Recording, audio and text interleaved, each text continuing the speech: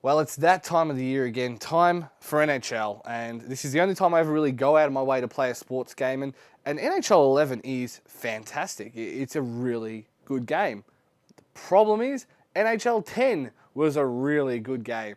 So, I don't know, there's a few things that they've changed, there's a few things that they've added, but they probably haven't really added that much. The big thing is probably checking. And for those who don't know, and this is of course directed straight at the editor, checking is when you actually when you either hit somebody or you like shoulder barge into somebody or you effectively like physically take them out of the contest. And in 2010, it was very difficult to pull off. Well, not very difficult, but it was more difficult. It was a little bit clunky, and it was very difficult to actually hit a decent check. In this, the checks are a little bit more dynamic. Like if you hit them in the side, they like fall sideways. If you hit them in the back, they fall forwards. If you hit them low, they kind of not only flip, but they tumble. And I mean, it's really the dynamic checking really works in this. I mean, the first check I did in the game, I actually put a guy like out of the game. He was just passed out lying on the ice while everyone kept playing, which is great, and that's why I love ice hockey.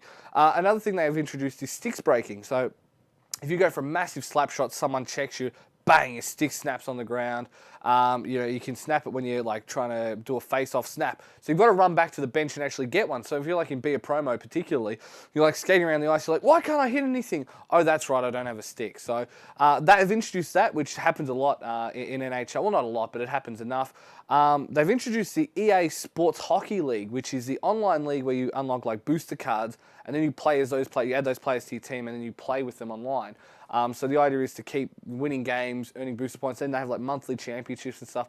So that's a great addition to the community because NHL, while it's a smaller community, it's a very hardcore community. It was very difficult to breach the online if you weren't that good at the game to begin with. Like I'm okay.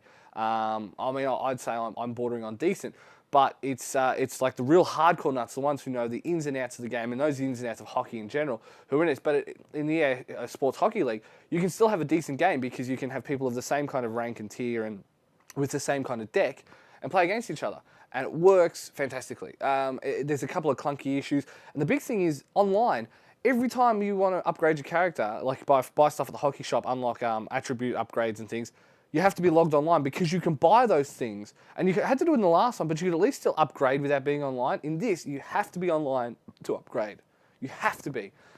And it's really crap because, if you've got, say you're downloading something from, of course, a legal source like iTunes, and your bandwidth is being taken up by that program, iTunes, which is the one I'm talking about, you cannot like jump on Xbox Live properly. It just won't connect properly. So that's really annoying. That's probably one of the big things that detracts from it. But other than that, it doesn't do a lot different. It actually feels a little bit slower, a little bit more technical. But whether it's a good thing or a bad thing, I don't know. It's just a thing. So I'll tell you what, we'll get down to some scores and we'll go from there. Now the graphics. The graphics on this still look really good. Ice leaves its trail. I say the one thing I've improved is a little bit of the animations. They're a little less clunky than they were. They still have the habit of like a couple of snaps, like when you'll be doing something and it'll snap into a position, like when you're bracing the boards, which is where you're up against the boards and you've got the puck in between your feet, you're trying to kick it out. That still snaps into place a little bit. So it's a little bit jerky there, but other than that, it looks really nice, and the crowd's well animated. Everything about the game looks fairly good, and it really has that extra schmicko presentation to it. Like when you start, you have like the ice blades come in, EA's name pops up. It's this team versus this team, go! So it looks really good. So the graphics on this, again, 9 out of 10, looks great. The sound. Commentary is fantastic. The ice sounds are awesome, like sliding around. When you check someone hard, you hear them grunt, like you actually hear them take them down. They just ugh and pass out. Slap shots, you hear the thing when the goalkeeper gets the puck and he palms it, he puts it to the ground, and holds it so that it's another face off.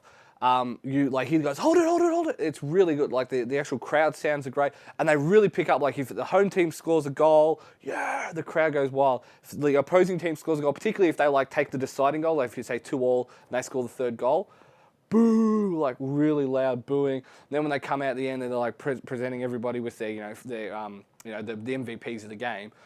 Boo, really good crowd noise. And the commentary, really good. Again, 9 out of 10. So it's looking really good for NHL, and that's the thing. It's the last game was really good, and this one's really good. So do you need to upgrade? And that's where we come down to gameplay. The checking has been fixed. So if you play a grinder who's like the tough guys of the league, if you've also got tough guys, but grinders try and wear down the opposing team's players. Tough guys get into all the fights. If you're one of those kind of people where the idea is you check a lot of people, you start a lot of trouble, it's much better. Because that was one thing annoying the last one was you could play a forward, like a power forward, where you use your strength to score goals. And that was okay, but it's just when you're checking, when you're taking people down.